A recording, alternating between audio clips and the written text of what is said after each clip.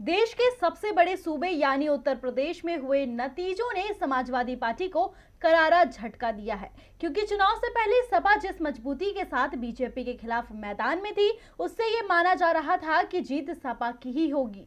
हालांकि नतीजे सपा के पक्ष में नहीं आए। जहां एक तरफ सपा के कई उम्मीदवारों ने अपनी सीट बचा ली, तो इसमें कई सफल नहीं हो सके। ऐसे में अब अपने एक खास नेता के लिए अखिलेश यादव बड़ा फैसला ले सकते हैं।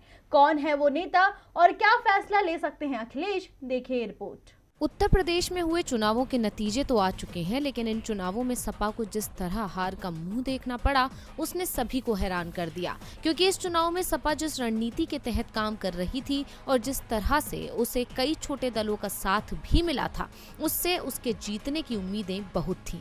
इतना ही नहीं, कई बड़े नेताओं ने दूसरी पार्टियों को छोड़कर सपा का हाथ थामा था और अखिलेश ने भी उन पर भरोसा जताया था। लेकिन उनमें से कुछ नेता अपनी सीट बचाने में कामयाब नहीं हो सके, जिनमें से एक नाम है स्वामी प्रसाद मौर्य, जिन्होंने बीजेपी का साथ छोड़कर सपा से नाता जोड़ा था और सपा के टिकट पर फाजिल नगर से चुनावी मैदान में उतरे थे, लेकिन अपनी सीट नहीं बचा सके। यहाँ बीजेपी के सुरेंद्र कुशवाहा ने 26,000 से ज्यादा वोटों से जीत दर्ज की।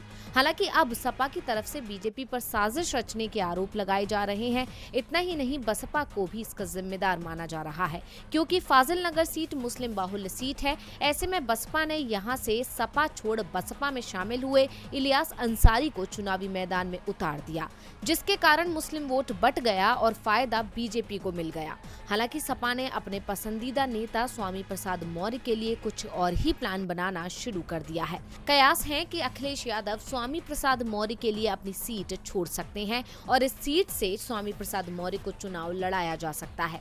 ऐसा करके अखिलेश गैर यादव ओबीसी को बड़ा संदेश देंगे, ताकि 2024 के लोकसभा चुनाव में पार्टी अपने गैर यादव ओबीसी की नई केमिस्ट्री को धार दे सके।